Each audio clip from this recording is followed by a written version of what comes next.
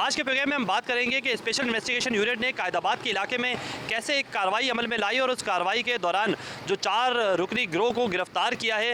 ये मुलजमान ना सिर्फ पाकिस्तान से नेटवर्क ऑपरेट करते थे बल्कि गैर मुल्की एजेंसी को जो है वो अपना तमाम तर डेटा भी फराहम करते थे। मुख्तलिफ हसास मकामात की इन्होंने ना सिर्फ तस्वीर ली हैं बल्कि जियो टैगिंग भी की है। स्पेशल इन्वेस्टिगेशन यूनिट की जानिब से अब इस तमाम तर मुलजमान की जो है वो सनसनीखेज इंकशाफात के हवाले से तफ्तीश भी जारी है और बताया जा रहा है कि न सिर्फ इन पर मुकदमात दर्ज किए गए हैं बल्कि मुलजमान से भारी मिकदार में असला और बारूदी मवाद भी बरामद हुआ है। इसकी तमाम तर तफसीलात क्या है आइए जानते हैं।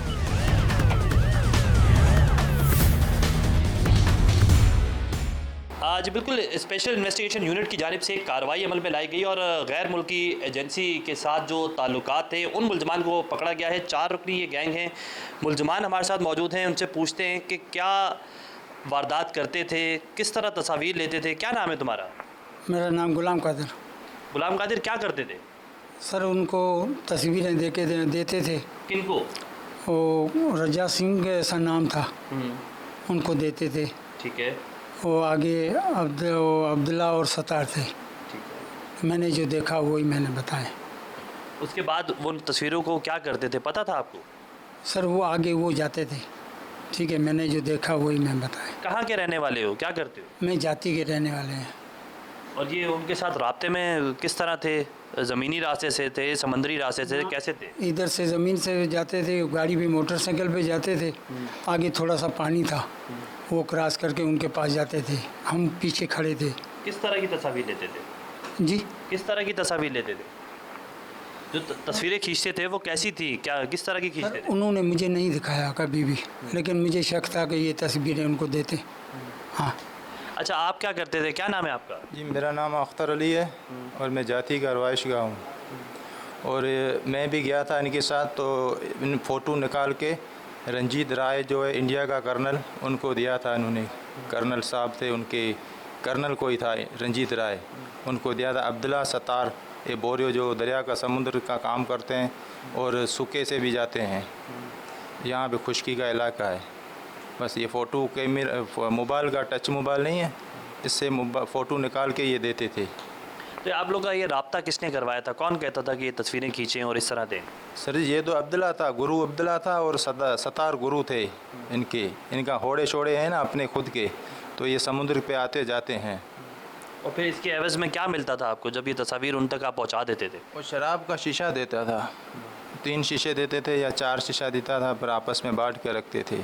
और इनको पैसे देते थे अब्दुल्ला वालों को, अब्दुल्ला सतार वालों को, ये जो बोरिया है इनको। तो ये समंदर के रास्ते तक उन तक जाते थे, उनसे जो चीज़ें लेते थे और देते थे? जी सर, ये समुद्र के रास्ते से, ये बादल लुंड गांव नहीं है सूखे वाला, यहाँ पे आधे में पानी है और आधे में सूखा हुआ है। पानी भी बड़ा है बहुत, आधा सूखा हुआ है आधा पानी है, उसमें जाते थे। और ये उधर जाके इनको ये तस्वीरें वगैरह देते थे और उनसे मोबाइल कांटेक्ट में बातें करते थे। तो कितने अरसे से ये काम कर रहे थे? सर ये तो शुरू से ही करते हैं। मैं तो आया ही 2023 के 11वें महीने में था जुंगशाई में, और पहले कराची में ड्यूटी करता था यूनिस टेक्सटाइल में, तो ये बंदे लगे हुए थे। तो मैं तो बस ऐसे ही आया, इनके साथ दोस्ती यारी की और पता चला कि ये इंडिया के लिए काम करते हैं। मैं तो शराब वगैरह पीता था, पर इनके साथ चला गया और इन्होंने यही काम किया, फ़ोटो निकाल के आगे इंडिया वालों को देते थे, ये बोरिया जितने भी है। ये मंशियात के अलावा, शराब के अलावा कोई और चीज़ भी, पैसे भी मिलते थे आपको इस काम के? सर जी पैसे इनको देते थे, ये सतार को और अब्दुल्ला को। ये बड़े, आपने कभी पैसे नहीं लिए? मुझे एक दफ़ा अब्दुल्ला ने 3000 दिए थे और इन बोरियों ने, जो इनका बोरिया है सरदार है, इन्होंने मुझे 3000 रुपया दिया था एक दफ़ा। तो ये तस्वीरें खींचने की वहाँ से डिमांड आती थी, कैसे पता चलता था कि इस लोकेशन की तस्वीरें चाहिए और इतनी चाहिए और क्या वो होना चाहिए? नहीं सर, ये डायरेक्ट आते थे ना, तो इनका तो ये कारोबार है, शुरू से इनका धंधा है समुद्र का, तो इनका ये काम है, इनको पता होता है कि यहाँ से पोस्टें बनती है और यहाँ से वगैरह वगैरह होता है। तो इनकी ये फ़ोटो निकाल के मोबाइल से, टच मोबाइल से, वो मोबाइल उनसे ये फिर वो उनको भेजते थे, फिर वो उधर उनको तारीख देते थे, फिर ये चले जाते थे अंदर। जी, जो ये असला और बारूदी मवाद बरामद हुआ है, ये कहाँ से लिया था, कहाँ से असला लिया था ये? सर जी इनका मुझे नहीं पता है, असला बारूद का ये मुझे नहीं पता है। तुम बताओगे ये असला कहाँ से आया था? ना सर ये मुझे पता नहीं। और ये बारूदी मवाद और गाड़ी कहाँ से आई? ना सर ये भी अल्लाह जानता है, मुझे पता नहीं। अब तक तुम कितने पैसे कमा चुके हो? जी ना सर, मैं 2 चक्कर इनके साथ इकट्ठे गए हैं जो बता रहे हैं। पहले अपने यार दोस्त जो इधर अपने बैठे हैं बड़े बड़े लोग, हमने उनको भी बताया कि ये काम करते हैं, मैंने कोई भी छुपाया नहीं। जी बिल्कुल, ये 4 रुकनी मुलजमान हैं और इनको जो है वो SIU पुलिस की जानिब से गिरफ़्तार किया गया है और ये स्पेशल ऑपरेशन जो है वो कायदाबाद के करीब किया गया। जो खुफिया इतला है उस पर जो है ये ऑपरेशन किया गया और बताया जा रहा है कि हसास इदारे की जानिब से इन मुलजमान की निशानदेही भी की गई और CIA की जानिब से ये ऑपरेशन अमल में लाया गया। उसके बाद ये बताया गया कि इन मुलजमान की जानिब से ना सिर्फ रैकी की जाती थी बल्कि बाकायदा तस्वीर ली जाती थी और उसके बाद गैर मुल्की एजेंसी जो है उसे जो है वो तस्वीर फराम की जाती थी। उसके एवज़ में ना सिर्फ इनको मुख्तलिफ़ किस्म की मंशियात मिलती थी बल्कि रकम भी जो है वो मिलती थी और ये तमाम तर लोग आपस में डिवाइड करते थे। इस हवाले से हम SSP SIU से भी जानेंगे कि आया इनके पीछे और भी गिरोह मौजूद हैं या फिर ये किस तरह ये नेटवर्क काम कर रहा था। तो प्रोग्राम में हमारे साथ रहिए, आगे चलते हैं।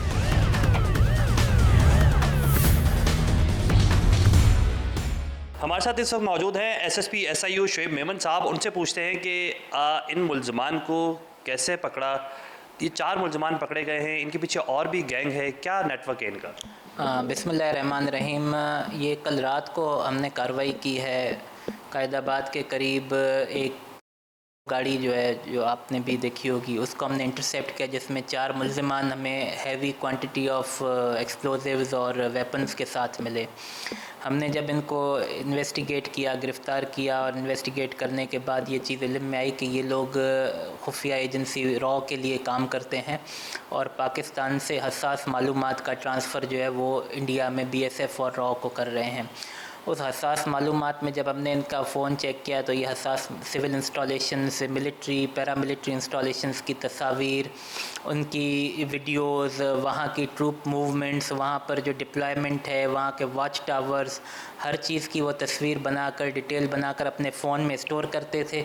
उसके बाद ये फ़िज़िकली बॉर्डर क्रॉस करके, समुद्री बॉर्डर क्रॉस करके इंडिया जाते थे जहाँ पर ये इस अपने फ़ोन के डेटा को उनके कंप्यूटर्स में ट्रांसफ़र करते थे। तो इनको फ़ोन क्या ये जो तमाम तर चीज़ें ये फ़राम की गई थी, इनको लोकेशन मिलती थी, क्या मामला था इनका ये? इसमें जो प्राइमरी मुल्ज़िम है जो 2009 से इनसे कांटेक्ट में, उसका नाम है मोहम्मद खान बोरियो उर्फ़ गुल्लू उसको कहते हैं। तो ये जो गुल्लू मुल्ज़िम है ये 2009 से जो है इनसे राब्ते में है। इसको ऑपरेट करने के लिए एक फ़ोन भी उन्होंने ख़रीद के दिया था रॉ के एजेंट ने, और इस मज़ीद ये कि इसको एक मोटरसाइकिल भी ख़रीद के दिया था 70cc।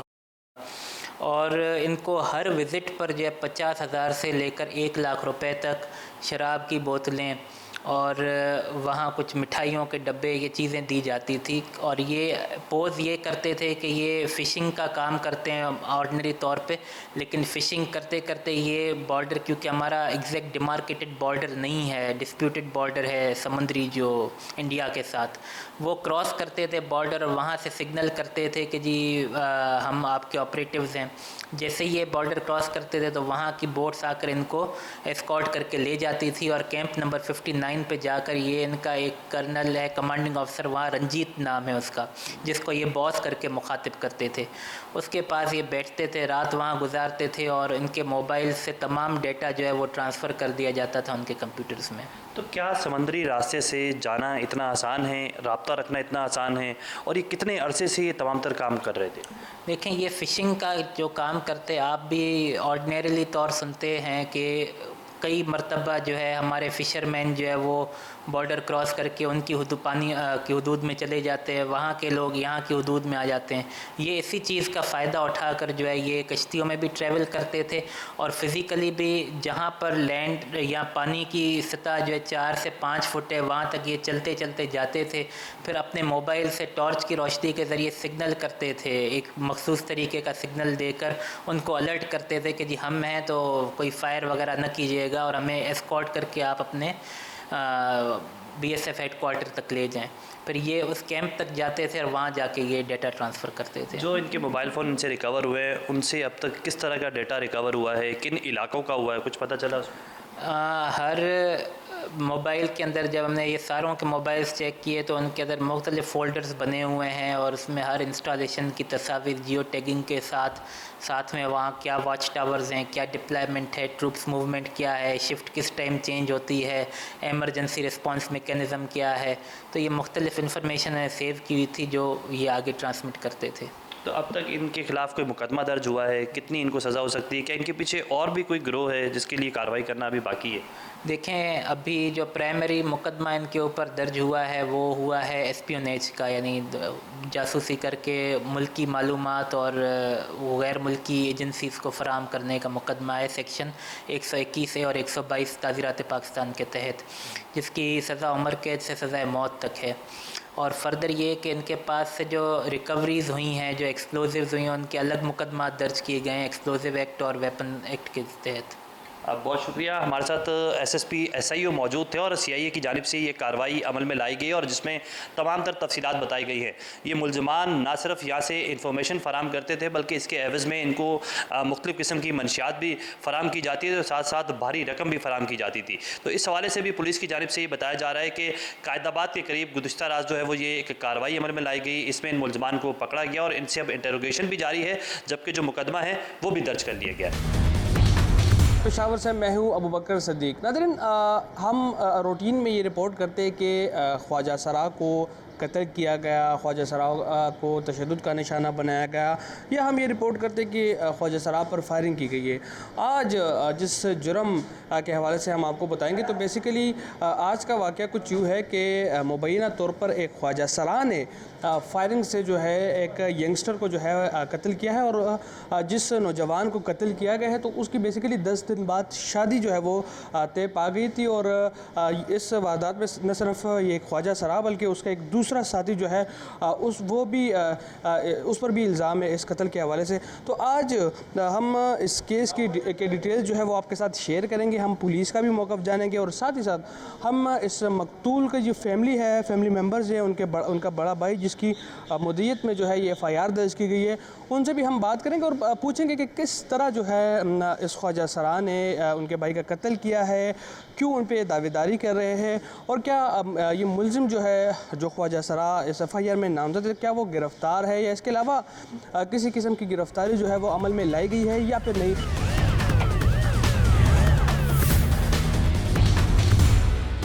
जब मैं पहुंच गया हूँ इलाका दीद कॉलोनी, और यहाँ पर जो है बेसिकली जो मकतूल है तो इसी इलाके में रिहाइश पजीर था। आप देख सकते हैं, मेरा कैमरामैन फजल हुसैन सैयद आपको दिखाए तो मकतूल की फातह खानी के लिए जो है लोगों की आमद का जो सिलसिला है वो भी जारी है। हम यहाँ पर उनके फैमिली मेम्बर से, उनके दोस्तों से बात करेंगे और वाक़े के हवाले से जो है डिटेल जो है वो उनसे पूछेंगे। सबसे पहले उनके बड़े भाई से हम बात करेंगे और उनसे इस वाक़े की जो तमाम डिटेल्स है वो पूछेंगे। ये बताइएगा किस तरह वाक़या पेश आया, आप मुद्दई है इस केस में, तो FIR में आपने ख्वाजा सरा को भी नामजद किया है, डिटेल्स बताइए। دلته چې د اختر کې راغلی و کور له اختر کې چې راغلی و موږ سره یو ورځ نیمه کور کې تېرم کړه. دې نه پس چې دی دا لاړلې چرګانو چوک ته دلته خپله کمره وه، نو هلته کمره کې م د یو ورځ نیمه تېره کړې وه. دې نه پس چې دی د سره موږ رابطه مو شوله چې زه روان یم سخر کور یې دی، هلته چې دی روټۍ له تللی و. نو هغې نه پس دا اوس پته نه لګي چې 2 بجې راوتې 3 بجې راوتې. د سره یو د ابوبکر هلک و او یو ورسره حفیظ و. دا ته دا انډیوالانو دلته ورسره روټۍ لم خوړلې وه، هر یو شی ورسره کړی و. زمونږ نه په چا دعوه شته، د باندې مونږ دعوه نه ده کړې، خو دو ورسره په موقع باندې راغله هغه ټایم کې.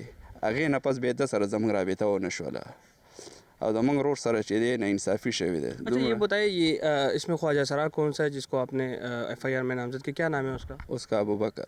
अच्छा, तो अबू बकर को क्यों नामजद किया?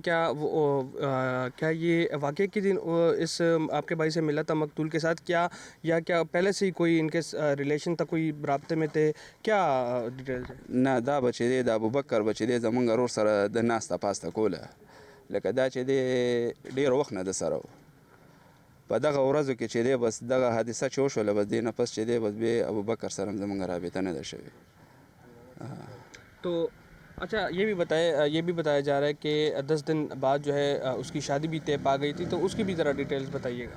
دا چې دی داسې کار و چې ده ته واده لینډه موږ برابر کړی و. اختر نه مخکې موږ لاړو ته داس خرګنې کړه هلته مونږ نیټه میټه برابره کړه. هغه ویل بس اختر نه پس تاسو واده دی نو مونږ بس تاریخ چې دی بس دغه شلم 22 دا تاریخ زمونږ په مازغو کې مونږ زه بس په دې باندې به چې دی ته د کور هم ودان شي او دا به په کور باندې شي خو بس هغه دې ته پاتې نه شو. के दोस्त भी हमारे साथ मौजूद हैं, इनसे भी हम बात करेंगे और इनसे भी पूछेंगे कि वो जो है इस वाक़े के हवाले से क्या कहते हैं. अब क्या नाम है आपका? सनाउल्लाह. अच्छा, आप दोस्त है, जाहिर सी बात है दोस्तों के साथ सब कुछ शेयर किया जाता है. आप क्या समझते ये जो वाक़या हुआ है आपके दोस्त का कत्ल हुआ है, जाहिर सी बात है एक अंधा केस है क्योंकि इसमें जो है वजूहात भी पता नहीं है किसी को भी. इवन पुलिस भी जो है वजूहात से इल्म है, लेकिन FIR में जो है 2 अफराद नामजद है, अबू बकर और दूसरा जो है एक ख्वाजा सरा जो जिसका नाम अबू बकर है. तो आप क्या समझते हैं, कोई ऐसी बात आपके साथ अपने दोस्त ने शेयर की? तकरीबन ईद के तीसरे दिन पे चक्कर पे जा रहा था, इसको हमने वीडियो कॉल किया था जी. इसका मोबाइल अबू बकर ने उठाया. अच्छा. वो मैंने बोले वो किधर है, वो कहते हैं कि नीचे गए. इसके साथ उसका ये साला भी था, ये माज और ये हफीज़ भी था और ये भी था. हमने फिर बोले किधर है, वो कहते हैं अभी आ जाएगा. फिर उसके बाद हमारी उसके साथ बात नहीं हुई.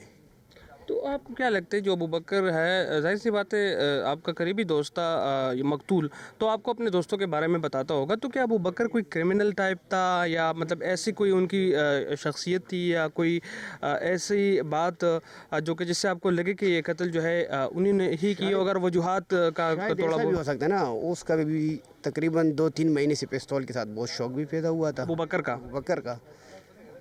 और जब वो हम उधर गए थे तो बकर नहीं था. वो कहते 2 दिन से वो भी गायब है. अच्छा. उसका कुछ पता भी तक नहीं चला. आपको क्या लगता है क्या वजह होती होगी? क्या कोई मामूली तलख कलामी होगी या कोई ज़्यादा कोई बात, बड़ी कोई बात होगी? क्या लगता क्या है आपको? ऐसा कोई बात नहीं चली. अच्छा, जिस तरह आपने कहा कि वीडियो कॉल पे आपसे बात की थी, तो क्या इस जिस तरह आप कह रहे हैं कि अबू बकर से आपकी बात हुई, तो क्या इसके बाद आपने दोबारा कॉल की और दोबारा इस मकतूल से बात हुई है? नहीं हुई. अब उसके बाद कोई बात नहीं हुई. अच्छा. और अबू बकर के बारे में जो मुलजिम है, तो मकतूल इसके बारे में बताता था कि क्या मतलब जो उनके साथ दोस्ती, तो क्या रकम का कोई लेन देन तो इनके दरमियान नहीं था या ऐसा इसके अलावा कोई और कुछ नहीं था इसमें.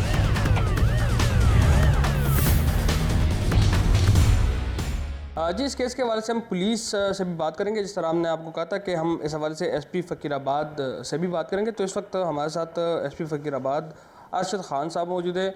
सर, क्या डिटेल्स पता चली है? ख्वाजा सरा जो है वो इस केस में नामजद है, क्या वो मरकज़ी मुलज़िम है? क्या वाकई इस वारदात में आपने जो तफ्तीश की क्या उससे पता लगा है कि वो मुलविस है जिस तरह दावेदारी किए मकतूलीन के अहल खाना ने? जी बिल्कुल. कामरान और ये दोनों मुलज़िमान जो है हफीज़ और अबू बकर, ये दोस्त थे और इतना पता चला है कि अबू बकर और ये कामरान जो मकतूल हैं ये एक कमरे में रह रहे थे. तो 3-4 दिन पहले वक़ुआ से, जब हमें पता चला उससे 3-4 दिन पहले ये घर से निकला था और उस दिन के बाद जब वो घर नहीं गया 3-4 दिन, तो उसके भाई ने आके देखा, फिर उसने रिपोर्ट की. तो फ़िलहाल उन्होंने दावेदारी की और हम हर एंगल से उस पर काम कर रहे हैं. तो इंशाल्लाह क्लियर हो जाएगा. उनकी जो ख्वाजा सरा है अबू बकर, उसने अपनी जगह भी चेंज कर लिया और वहाँ से वो भाग गया है. तो ऐसा ही लग रहा है कि वो मरकज़ी मुलज़िम है. अच्छा, जिस तरह आप कह रहे हैं कि लग ऐसा है कि वही मरकज़ी मुलज़िम है, तो आप क्या समझते इनिशियली तफ्तीश में क्या पता चला, क्या वजह हो सकती है इस वारदात की? कितने वक्त से जो है इन दोनों का बीच में ताल्लुक़ था, एक ख्वाजा सरा और जो मकतूल है, तो क्या समझते हैं आप बुनियादी क्या वजह हो सकती है? क्या कुछ पता चला इनिशियली? फ़िलहाल तो इतना पता चला है कि ये बहुत अरसे से एक साथ रह रहे थे और उनका ताल्लुक़ भी था. तो हो सकता है कि किसी बात पे उनके बीच में कोई तनाज़ा बना हो और उस तनाज़े की वजह से ये उसका कत्ल हुआ हो. तो अभी ये कुछ कहना क़ाबिल ज़ौक़ होगा कि किस वजह से कत्ल हुआ है, लेकिन जैसे ही हम उसको गिरफ़्तार करेंगे तो इंशाल्लाह सारी डिटेल पता चल जाएगी. क्या इस ख्वाजा सरा की कोई क्रिमिनल हिस्ट्री है इससे पहले, या मकतूल की इस तरह सच कोई हिस्ट्री है इन दोनों की? ऐसी कोई ख़ास हिस्ट्री तो हम अभी तक हमें पता नहीं चली है, लेकिन हम चेक कर रहे हैं और CCTV फुटेज और CDR सारी चीज़ों पे हम काम कर रहे हैं. तो जैसे ही सारी चीज़ें एविडेंस कलेक्ट होगी इंशाल्लाह हम शेयर कर देंगे. जय वक़्वा से कोई आला कत्ल बरामद हुआ है और किस तरह इस मुलज़िम को कत्ल किया गया है? फायरिंग से, तशद्दुद से, कत्ल किस तरह हुआ है? ये फ़ायर करके कत्ल किया गया और वहाँ से 2 खोल मिले. और वहाँ से कोई अलग कत्ल फ़िलहाल बरामद नहीं हुई। अच्छा, क्या वाकई 3 दिन पहले इसका कत्ल हुआ? जब आपको पता चले तो उससे 3 दिन पहले से ही इसको कत्ल किया गया था, और जिस दिन से ये मकतूल जो है अपने घर से लापता हुआ था, तो क्या उस टाइम कोई रिपोर्ट वगैरह या FIR वगैरह दर्ज की गई थी, या उस वाक़े के बाद सब कुछ जो है प्रोसीडिंग्स जो थी कानूनी कार्रवाई? नहीं, वो मुद्दई के मुताबिक कि वो घर से निकला था तो 3-4 दिन तक वो घर नहीं आया। तो हो सकता है वो 2 दिन पहले कत्ल हुआ हो, 3 दिन पहले कत्ल हुआ हो, लेकिन मैक्सिमम 4 दिन है, यानी कि 3-4 दिन पहले वो घर से निकला था और फिर घर वापस नहीं आया था। तो अभी पोस्टमार्टम में ये सारी चीज़ें क्लियर हो जाएगी कि कितने दिन पहले वो कत्ल हुआ था, और बाकी चीज़ों पे हम काम कर रहे हैं, तो इंशाल्लाह वो भी क्लियर हो जाएगी।